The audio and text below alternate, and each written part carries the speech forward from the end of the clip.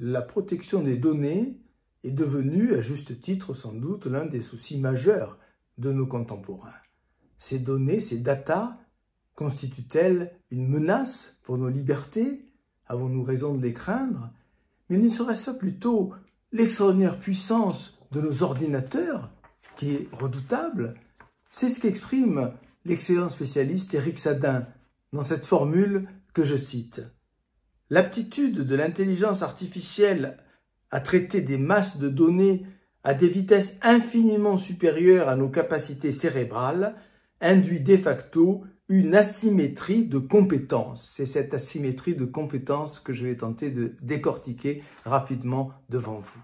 Alors bien sûr, une toile gigantesque s'est tissée autour de la planète avec l'Internet, une toile qui enserre en quelque sorte les humains, et cette toile a quelque chose d'un peu effrayant dans la mesure où l'araignée, ne l'oublions pas, tisse sa toile pour dévorer ses victimes.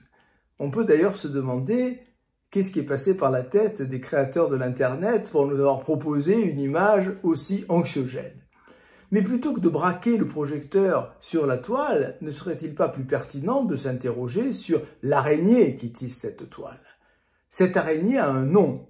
Cette araignée se nomme, en langue française, IA, intelligence artificielle, et en langue anglaise, AI, Artificial Intelligence, terme apparu en 1955. Cette intelligence artificielle a progressé de façon exponentielle au cours des dernières décennies. Nous sommes partis en 1950 du kiloflops. Les machines étaient capables d'échanger 1000 informations par seconde et cela provoquait déjà l'extraordinaire admiration des humains. Et puis, plus tard, en 2007, on est passé au pétaflops. 1 million de milliards d'opérations par seconde, pour atteindre aujourd'hui l'hexaflops, 1 milliard de milliards d'opérations par seconde. Ce sont des chiffres évidemment inimaginables qui défient complètement nos représentations. Et donc c'est cette capacité qui aujourd'hui permet à Internet d'exister. Nous avons une explosion de l'écart entre ce dont sont capables les hommes, ce dont sont capables les machines. Alors sans doute, dans le passé, dans les millénaires qui nous ont précédés, l'homme a-t-il été capable de produire des outils qui augmentaient sa puissance musculaire, des machines qui augmentaient ses capacités, des moteurs, on pense bien sûr à la machine à vapeur, source de la première révolution industrielle. Mais l'écart entre ce que permettaient ces outils, ces machines, et ce dont était capable l'homme sans ces outils, était minime par rapport à ce qui est en train de se passer aujourd'hui. Aujourd'hui, nous avons des machines, nos ordinateurs, qui créent un écart monstrueux avec nos capacités humaines. Un ordinateur, ou plutôt 2 ordinateurs, sont capables aujourd'hui d'échanger 1000 milliards d'informations par seconde.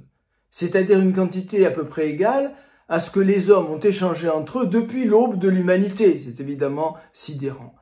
Ray Kurzweil, qu'on appelle aux États-Unis le pape du transhumanisme, annonce qu'en 2045, un ordinateur sera 1 milliard de fois plus puissant que les 8 milliards de cerveaux humains réunis.